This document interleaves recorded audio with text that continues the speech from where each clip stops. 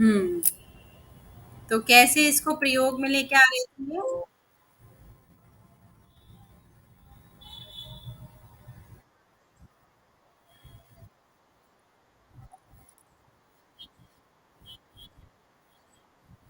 हुँ, very good. तो हम discuss कर रहे हैं, स्क्रीन शेयर हो रही है आपके साथ? हुँ। तो हर्बर्ट की पंचपदीय प्रणाली को, ये मैंने कहा बहुत इम्पोर्टेंट है, प्रतियोगी परीक्षाओं में बहुत पूछा जाता है, इसीलिए आपको ये स्पष्ट होना चाहिए और चूँकि अब आप पाठ्य योजना बनाएँगे तो आप लोगों के लिए और भी ज़्यादा ये महत्वपूर्ण हो जाती है। तो इसमें शेयर मोड पे लगा देती हूँ और पेन यूज़ कर लें हम डिस्कस कर सकें।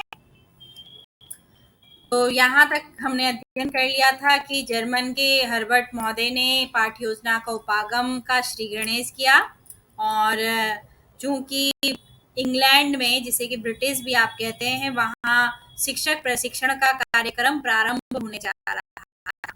फिर स्वतंत्रता प्राप्ति के बाद अमेरिका के आर्थिक सहयोग से भारत में क्या स्थापित किया गया, एनसीईआरटी स्थापित किया गया। तो अमेरिका के जो प्रोफेसर थे ब्लूम, उनके उपागम को भी लेसन प्लान को क्रिएट करने में यूज किया गया। तो इन दोनों का ही कॉन्सेप्ट हम यूज करते हैं अपने लेसन प्लान को बनाने में और इसीलिए हर्बर्टियन उपागम और ब्लूम उपागम के आधार पर जो पाठ्य योजना के अंतर्गत उद्देश्य और स्टेप्स होते हैं उनको हम फॉलो करते हैं। तो हर्बर्ट चूंकि स्टेप प्रोवाइडर थे तो इसीलिए इनके पंचपदीय प्रणाली बहुत फेमस हुई और आज भी इसको ऐसे ही प्रयोग में लेके आया जा रहा है। इसका कारण इन्होंने कहा जो इनकी पूर्वानुवर्ती प्रत्यक्ष का सिद्धांत था। तो इस नाम से क्या समझ में?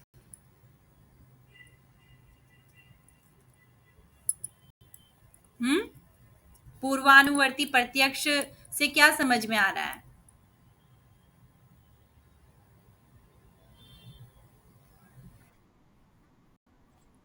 हाँ, वेरी गुड। हर्बर्ट इस थ्योरी को एक्सेप्ट करते थे। वो ये कहते थे कि जो मनुष्य के जो विचार हैं, जो उसके मन में, वो उसके इन्वायरमेंट से जो भी क्रिएट हो रहा है, उसका वो विचार सर्वप्रथम उसके मस्तिष्क और उसके चेतना में क्या कर रहा है, प्रवेश कर रहा है और फिर वह कहाँ चला जाता है, बाद में अचेतन पार्ट में चला जाता है। लेकिन जब भी कभी अचेतन विचारों से संबंधित कोई नया थॉट उसके मस्तिष्क में आएगा, उससे जुड़ता हुआ जो कहाँ जा रखा है, अचेतन पार्ट जा रखा है, तो उसका जो चेतन मस्तिष्क है वो दोबारा से अचेतन जो डस्टबिन है हमारे, मैं ये कहूँ विचारों का, वहां से वो उस यूटिलाइज करने वाली चीज को उठा लेता है और नवीन जो विचार है उसके साथ वो एक रिलेशन, एक संबंध स्थापित कर लेता है। और जब ये कार्य समाप्त हो जाता है तो वापिस सारे विचार, सारे अनुभव, जब उसका काम समाप्त हो जाता है तो वो कहाँ चला जाता है, अचेतन मस्तिष्क में चला जाता है और इस प्रकार से नॉलेज जो है वो हमेशा आगे बढ़ता रहता है। फॉर एग्जाम्पल, जब हमने चेतन, अचेतन, अचेतन का कॉन्सेप्ट पढ़ा, तो मनुष्य का जो चेतन, अचेतन, अचेतन का पार्ट है, उसमें कितना प्रतिशत चेतन पार्ट याद रहता है, ये मैंने आपको बताया हुआ है। 100% का कितना भाग उसे याद रहता है? केवल कितना प्रतिशत? 10%। ये बर्फ के पहाड़ से और जल के समुद्र से इसे दर्शाया गया है। और जो मध्य में है, जल और पहाड़ के मध्य में ये सीमा आप देख रहे हैं, ये कितने प्रतिशत है जिसे अर्धचेतन आपने कहा? 100%। 20%, 10 नहीं, 20%। ठीक है, और बाकी 70% है वो अचेतन में चला जा रहा है। कहाँ चला जाता है? अचेतन में चला जाता है। फॉर एग्जाम्पल, मान लीजिए, शालिनी जब इलाहाबाद से उत्तराखंड आ रही थी, तो उत्तराखंड आते हुए उसके चार्ट में कोई विचार आया कि मैं हरिद्वार जाऊंगी और हरिद्वार जाने से मुझे ऐसी एजुकेशन मिलेगी, मुझे ऐसा इन्वायरमेंट मिलेगा, मुझे ऐसे वहाँ पे मित्र मिलेंगे। ये सारी चीजें उन्होंने सोची। कब सोची? जब वो यहाँ पहली बार आ रही थी। और यहाँ आने के बाद उनकी सारी चीजें कहाँ चली गई हैं? अचेतन पार्ट में चली गई। जब वो यहाँ आई तो उन्होंने देखा कि हरिद्वार तो बिल्कुल एक अलग ही शहर है इलाहाबाद से।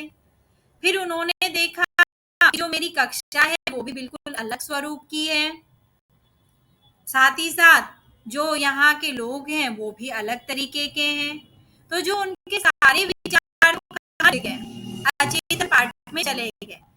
किंतु जैसे ही उनको आवश्यकता पड़ी थी इन विचारों की, जब उनको लग रहा था कि हाँ, मेरा मित्र जो अब मैं जिसके साथ आ रही हूँ, जा रही हूँ और बात कर रही हूँ, मेरे विचारों का जैसा ही है, तो वो किस विचार को वापस लेके आ गई अपने मस्तिष्क में, चेतन पार्ट में, जो उन्होंने वहां से निकलने से पहले सोचा था कि मुझे मेरे जैसा ही कोई मित्र मिलेगा जो मुझे क्या कर रहा होगा, अंडरस्टैंड कर रहा होगा।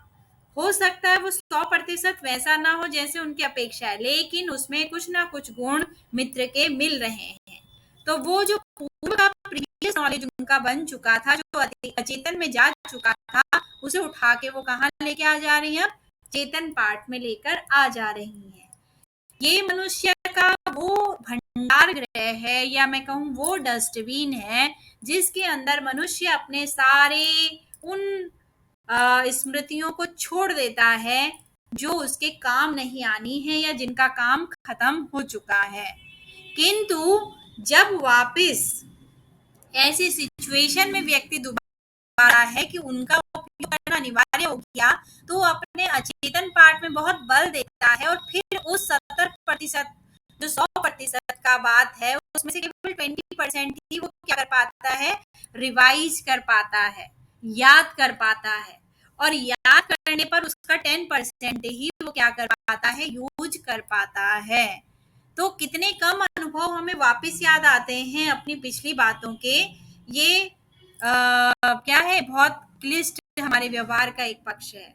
अगर हमें अपनी सारे दुख याद होते तो शायद हम जी ना पाते, लेकिन जब ऐसी सिचुएशन दोबारा आती है दुख में फंसने की, तो कुछ अनुभव हैं, भूले बिसरी यादें जिन्हें आप कहते हैं, वो वापस अर्ध चेतन से चेतन पार्ट में आपका सहयोग करने चले आते हैं।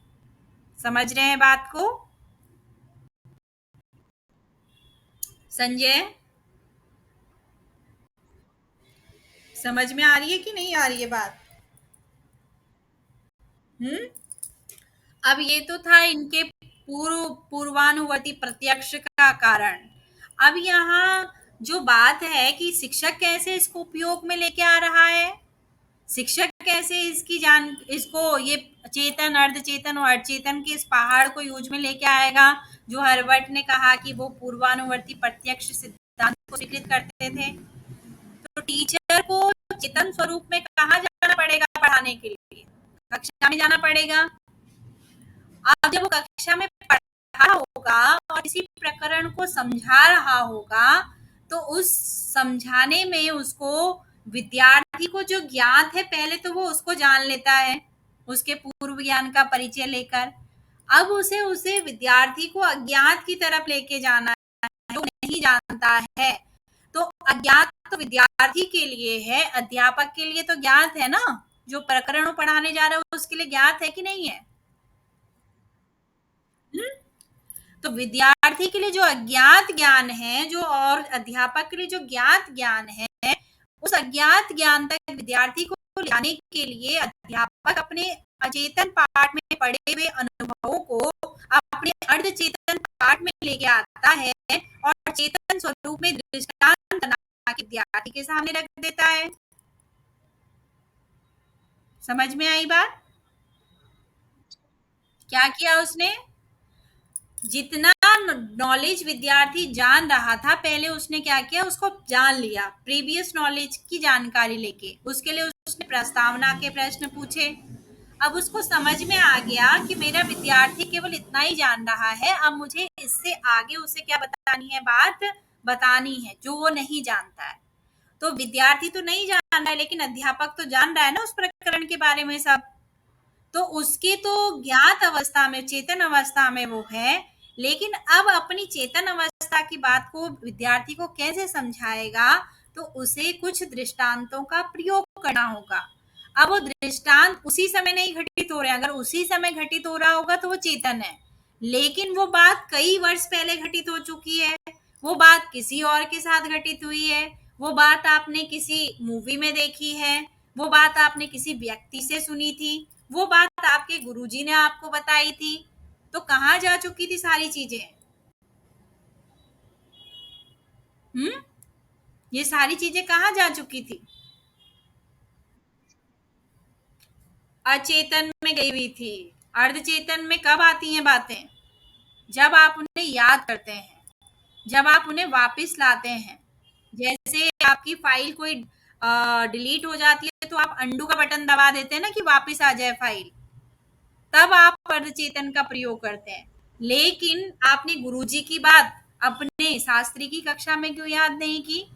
आपने अपने गुरुजी की बात उत्तर मध्यमा में क्यों याद नहीं की? आपको तभी याद क्यों आया जब आप पढ़ा रहे थे? हम्म, क्योंकि वो इतने साल तक कहाँ जा रखा था? अचेतन पार्ट में जा रखा था। अब उसकी उपयोगिता महसूस हो रही है, तो आपने अपने दिमाग में थोड़ा सा बल दिया और दबाव दिया और सोचा ऐसी घटना तो हो रखी है, मुझे विद्यार्थी को समझाने के लिए इसी दृष्टांत का क्या करना चाहिए, प्रयोग करना चाहिए। तो आप उस बात को उठा के कहाँ लेके आ जाएंगे? अर्ध चेतन वाले पार्ट में उठाकर लेके आ जाएंगे, और जैसे जैसे आवश्यकता पड़ेगी चेतन के पार्ट को, आप वहां वहां उसको वापस यूज करते रहेंगे। क्लियर हुआ? तो टीचर ये क्रिया करता है, और इस बात को प्रूव किया था हर्बर्ट ने।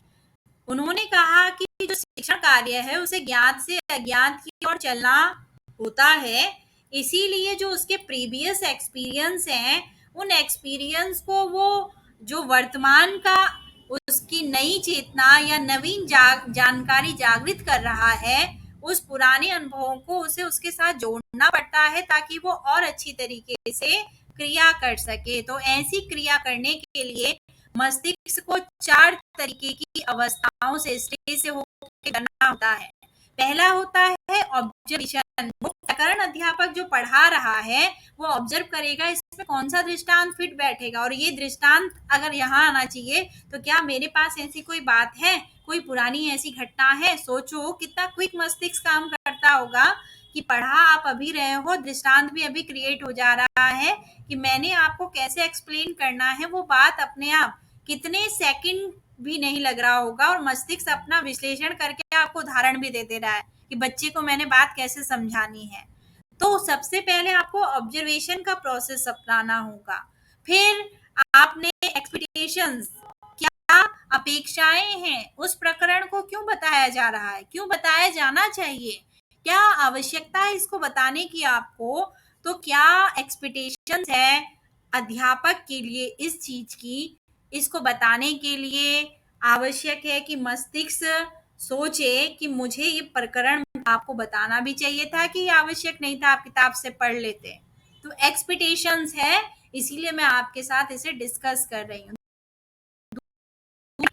किसी चीज की कितनी डिमांड है तभी उसको क्या किया जाता है, बताया जाता है।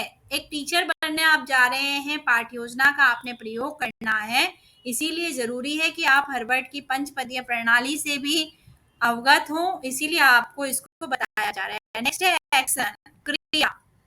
क्या करना चाहिए, कैसे करना चाहिए, नॉलेज आप तक कैसे आए, इसके लिए रोज आपको एक टास्क दिया जा रहा है, आप उसको फिल कर रहे हैं, तो उसका 100% समझ में नहीं आ रहा होगा, लेकिन 10% तो समझ में आ रहा होगा जिस क्रिया को आप कर रहे हैं।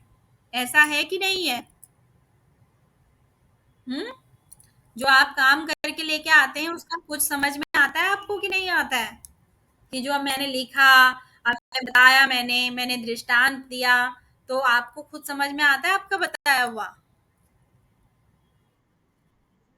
आता है ना? तो मस्तिष्क उन सारी क्रियाओं को इन 4 स्टेजेस में क्या करता है, कंप्लीट करता है। ऑब्जर्वेशन करता है, वो एक्सपेक्टेशंस को ढूँढता है, फिर क्या डिमांड है उसको सोचता है और फिर वो एक्शन कर देता है। तो हर्बर्ट ने यही किया और इन 4 अवस्थाओं के आधार पर इन्होंने कहा कि मानसिक क्रिया के इस क्रम के आधार पर शिक्षण के 4 स्टेप्स होने चाहिए। पहला इन्होंने कहा क्लियरनेस, यानी कि स्पष्टता। आप जिस विषय वस्तु को पढ़ाने जा रहे हैं उसे आपको सबसे पहले क्लियर होना चाहिए। आप उसे समझेंगे और फिर ही विद्यार्थी को समझाने का कार्य करेंगे। नंबर 2 आता है एसोसिएशन।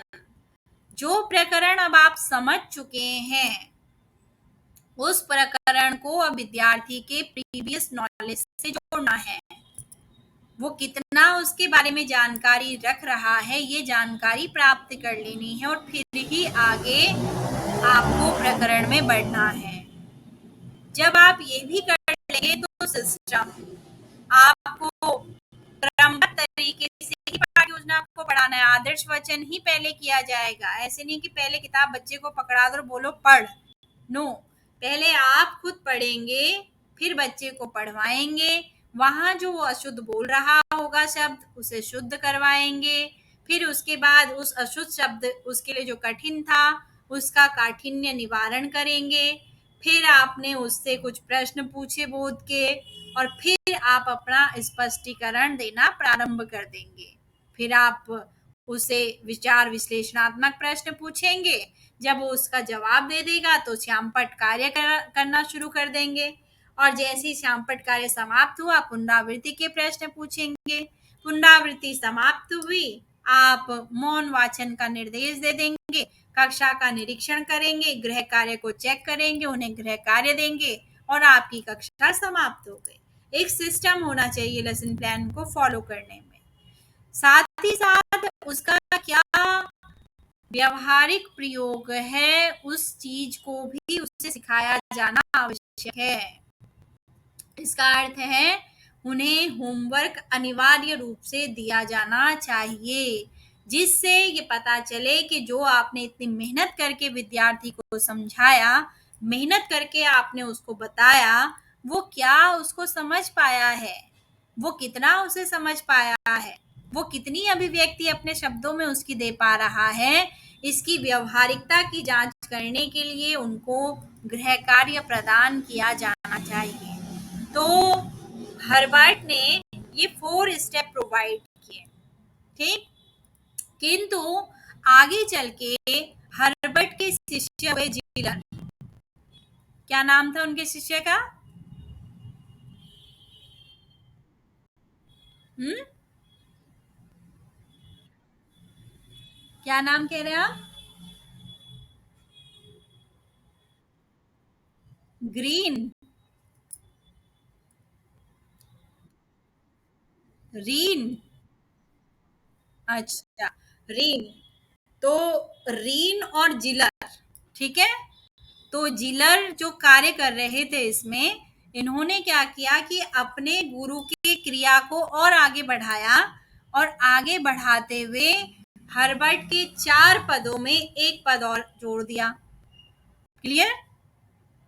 किसने जोड़ा? जिलर ने जोड़ा।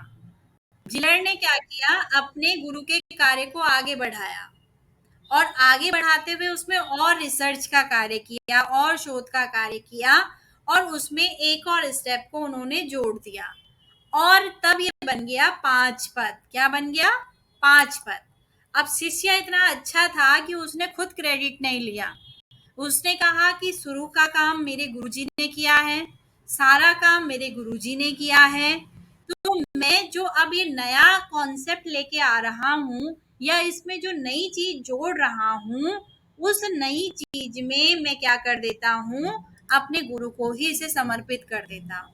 तो जिलर ने अपने गुरु को ही उसको समर्पित कर दिया और उन्हीं के नाम से इस नए तैयार किए गए पाठ्य योजना के स्वरूप को प्रकाशित करवा दिया। तो तब जाके इसे हर्बर्ट की पंचपदीय प्रणाली के नाम से जाना जाता है। तो क्या थे इस पद में? क्योंकि जब हर्बर्ट इसको दिया तो इसमें था स्पष्टता का होना जरूरी है।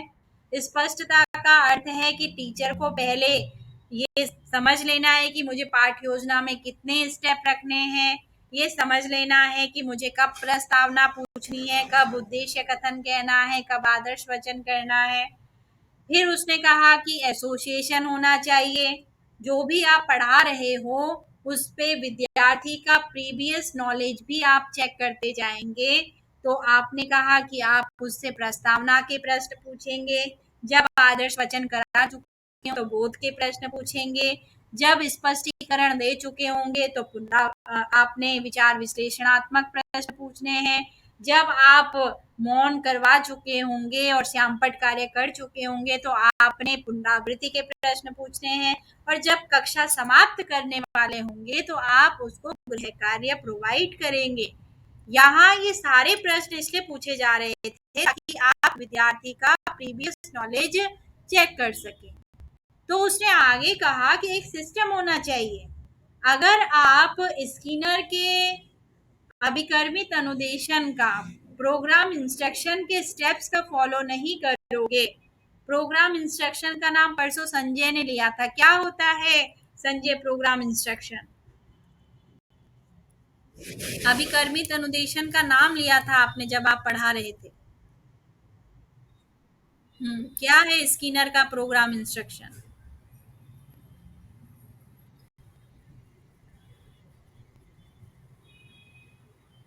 हम्म तो उसका जब आप हम्म हम्म हम्म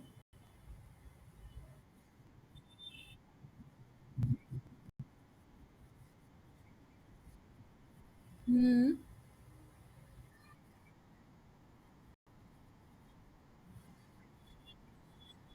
हम्म। तो यहाँ किसकी बात हो रही है? थर्ड वाले की। ठीक है। ये प्रोग्राम इंस्ट्रक्शन के कारण शैक्षिक तकनीकी का विकास हुआ, वहाँ भी इसको यूज किया जाता है। और आपकी पाठ्य योजना में भी प्रोग्राम इंस्ट्रक्शन का सारा स्टेप फॉलो होता है। क्रमबद्ध तरीके से जो बात की जा रही है, प्रोग्राम इंस्ट्रक्शन भी क्रमबद्धता की बात करता है। पद के बाद दूसरा पद, अंश के बाद दूसरा अंश, यानी किसी भी बड़े क्रिया को करने के लिए उसे छोटे छोटे अंशों में विभाजित कर दिया जाए। टीचर आधे घंटे जो कक्षा में रहेगा, उस कक्षा की संपूर्ण गतिविधि को आपने कुछ कुछ मिनट में बांटा हुआ है। कितने सेकंड का, कितने मिनट का आप प्रस्तावना पूछेंगे, फिर कितने सेकंड का आप उद्देश्य कथन कहेंगे, फिर कितनी देर तक आप आदर्श वाचन करेंगे, फिर अनुकरण वाचन कितनी देर का होगा, ये बटा हुआ है। और प्रत्येक एक स्टेप के पूर्ण होने पर ही दूसरा स्टेप शुरू होगा। अगर आपने आदर्श वाचन ही नहीं करवाया है तो आप अनुकरण अनुकरण वाचन नहीं करवा सकते हो। अगर आपने प्रस्तावना प्रश्न नहीं पूछे हैं तो आप उद्देश्य कथन नहीं कह सकते हो। आपने उद्देश्य कथन कहा ही नहीं तो आप आदर्श वाचन स्टार्ट नहीं कर सकते हो। तो प्रोग्राम इंस्ट्रक्शन कहता है जब तक एक स्टेप कंप्लीट नहीं हो जाता है तब तक आपको नेक्स्ट स्टेप पर नहीं जाना है। जैसे ही एक स्टेप कंप्लीट हो जाए आप नेक्स्ट स्टेप को क्या करेंगे? फॉलो करेंगे। क्लियर हुआ? इसका सामान्य सा अर्थ है ये। ठीक। तो यहाँ भी उसी की बात हो रही है कि जब आप लेसन प्लान पढ़ाते हैं और उसको फॉलो कर रहे होते हैं तो आपको प्रत्येक स्टेप का ध्यान रखना है। इसी में आपका आ जाता है इसका व्यवहारिक प्रयोग। आप जो भी विद्यार्थी को बता रहे हैं, क्योंकि विद्यार्थी ने उसका व्यवहार में प्रयोग में लेके आना है, उसे इन फ्यूचर में उसे अपने जीवन में उतारना है। इसीलिए आप ज्ञानात्मक, बोधात्मक और क्रियात्मक, तीसरा उद्देश्य क्रिया बनाते हैं आप, कि उसको करने के बाद, उसको उसका ज्ञान अर्जित होने के बाद, उसको अपने भाव में उतारने के बाद विद्यार्थी उसे अपने आचरण में, अपने व्यवहार में भी धारित कर सकेगा। तो जो भी पाठ हमने पढ़ाया, विद्यार्थी ने उसके पॉजिटिव स्वरूप को अपनाया है या नेगेटिव स्वरूप को अपनाया, इसकी जांच परख करनी भी आवश्यक है। वहीं हर्बर्ट के शिष्य जिलर ने क्या किया यहाँ पे, उन्होंने इसका स्वरूप चेंज किया और सारी चीजें वही थी, बस उसमें शब्दों का नवीनीकरण करके और एक स्टेप और जोड़कर उसको क्या कर दिया, आपके सामने प्रस्तुत कर दिया। क्लियर? इन्होंने कहा कि प्रिपरेशन, तैयारी करना। तो प्रिपरेशन का अर्थ क्या था, जो हर्बर्ट का स्पष्टीकरण था कि स्पष्टता होनी चाहिए, क्लियर होना चाहिए, वही जिलर का बताया हुआ तैयारी का स्वरूप था कि भाई सबसे पहले तैयारी कर ली जाए, पाठ्य योजना कैसे बनाई जाएगी, पाठ्य योजना में कौन से बिंदु होने चाहिए, पाठ्य योजना में प्रस्तावना होनी चाहिए, प्रस्तावना से ही पाठ्य योजना प्रारंभ होनी चाहिए, ताकि उनके प्रीवियस नॉलेज को जांच लिया जाए, जो कि हर्बर्ट कह रहे थे पूर्वानुवर्ती प्रत्यक्ष का सिद्धांत, जो प्रीवियस नॉलेज उसने लिया है उसका प्रत्यक्षीकरण कराते हुए अब नवीन चीज का ज्ञान विद्यार्थी को दिया जाए, इसीलिए प्रस्तावना प्रश्न पाठ्य योजना में होने चाहिए। क्लियर? फिर इन्होंने दूसरा कहा प्रेजेंटेशन, उसका जो प्रस्तुतिकरण है, तो प्रस्तुतिकरण के लिए उन्होंने यहाँ पे क्या दिया कि जो भी आप प्रस्तुत करेंगे उसमें आप क्या करेंगे, एसोसिएशन ढूंढेंगे। तो एसोसिएशन ढूंढने के लिए उन्होंने यहाँ पे कॉन्सेप्ट दे दिया तुलना वाला, कि जो भी आप संबंध जोड़ेंगे उसके आधार पर ये पता चलेगा कि विद्यार्थी को जो आप ज्ञान दे रहे हैं उसका भविष्य में उपयोग है भी या नहीं है, जो आप दृष्टांत बता रहे हैं उससे वो प्रकरण समझकर उस प्रकरण का अपने जीवन में उपयोग कर पाएगा कि नहीं कर पाएगा। तो ये वाला स्टेप उन्होंने यहाँ दे दिया। जनरलाइजेशन का अर्थ था कि आप उस स्थिति को जो आप पढ़ा रहे हैं, विद्यार्थी को बता रहे हैं, आप कैसे यूज करते हैं, आप कब इस प्रकार से यूज करते हैं। तो मैं आपको हर्बर्ट को पढ़ा रही हूँ, किंतु आपको ये भी तो समझा रही हूँ कि एक टीचर होने के नाते आपको क्या क्या करना है, आप कब ऐसी चीज को करेंगे, आपको क्या करना चाहिए। तो इसका अर्थ है हम हर्बर्ट की पाठ्य योजना को अपने में समाहित करने का कोशिश कर रहे हैं। तो पार्ट का जनरलाइजेशन किया जाना बहुत आवश्यक है, उसको सभी बच्चों को क्यों समझाया जा रहा है, उसका उद्देश्य क्या है, ये स्पष्ट किया जाना चाहिए। और अंत में आ जाता है प्रयोग, जो कि इन्होंने यहाँ कहा था व्यवहारिक प्रयोग। तो प्रयोग के लिए आप उसे क्या दे देंगे, गृह कार्य प्रदान कर देंगे। तो ये था आपके हर्बर्ट का पंचपदीय प्रणाली, और इन्हीं 5 पदों पर आपकी कंप्लीट पाठ योजना के अलग अलग सोपान आपको बताए गए हैं। तो आपको समझना होगा कि हमारी पाठ योजना का कौन सा स्वरूप कहाँ पे क्या कर रहा है, हमें प्रदर्शित करने का कार्य कर रहा है। क्लियर हुआ कॉन्सेप्ट? तो इसको क्या करना है, प्रयोग करना है। तो जब आप इसको प्रयोग में लेके आएंगे तो हर्बर्ट को मस्तिष्क में पाएंगे, को अपने मस्तिष्क में पाएंगे कि हर्बर्ट और ब्लूम के आप अपनी पर